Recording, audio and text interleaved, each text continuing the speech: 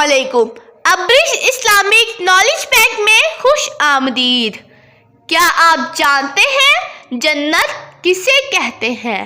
جنت عیش و آرام کی ایسی جگہ ہے جو ایمان والوں کو ان کے ایمان اور عمل کے صلہ میں اللہ تعالیٰ کی طرف سے عطا ہوگی۔ حضرت ابو ہریرہ رضی اللہ عنہ روایت کرتے ہیں، رسول صلی اللہ علیہ وآلہ وسلم نے فرمایا کہ اللہ تعالیٰ نے فرمایا ہے کہ میں نے اپنے نیک بندوں کے لیے ایسی چیز تیار کر رکھی ہے کہ جس کو نہ کسی آنکھ نے دیکھا اور نہ اس کی خوبیوں کو کسی کان نے سنا اور نہ کسی انسان کے دل پر اس کی ماہیت کا خیال گزرا۔ اس کی دیوار سونے اور چاندی کی اینٹوں اور مشک کے گاروں سے بنی ہے۔ اس کی ایک اینٹ سونے کی اور ایک چاندی کی ہے۔ زمین زعفر، ان کی کاغ نکیروں کی جگہ موتی اور یاقوت سے بنی ہے۔ جیسا کہ قرآن حکیم میں ارشاد بانی تعالیٰ ہے، کأنہن الیاقوت والمرجان الرحمن، ترجمہ گویا وہ یاقوت اور مونگا ہے۔ ایک اور مقام پر ارشاد ہوا، وَزَرَابِيُّ مَبْثُوثَةٌ الغاشیہ، اور پھیلی ہوئی چاندیاں ہیں۔ جنت میں 100 درجے ہیں۔ ہر درجے کی چوڑائی اتنی ہے جتنی زمین سے آسمان تک، اور دروازے اتنے چوڑے ہیں کہ ایک بازو سے دوسرے بازو تک تیز گھوڑا 70 برس میں پہنچے۔ جنت میں ایسی نعمتیں ہوں گی جو کسی کے خواب و خیال میں نہیں آتی۔ طرح طرح کے پھل، میوے، دودھ، شہد، شراب، اچھے کھانے جنتیوں کو دیے جائیں گے۔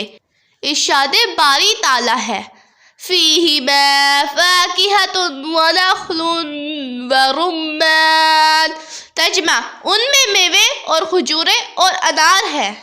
جنتی خوبصورت لباس میں ملبوس ہوں گے جو دنیا میں کسی کو نصیب نہ ہوئے ہوں گے۔ قرآن کریم میں ارشاد ہوا، متکئین علی رفرف خضر وابقری حسان الرحمن، ترجمہ تکیے لگائے ہوئے ہیں سبز بچھونیوں اور منشا خوبصورت چاندیوں پر۔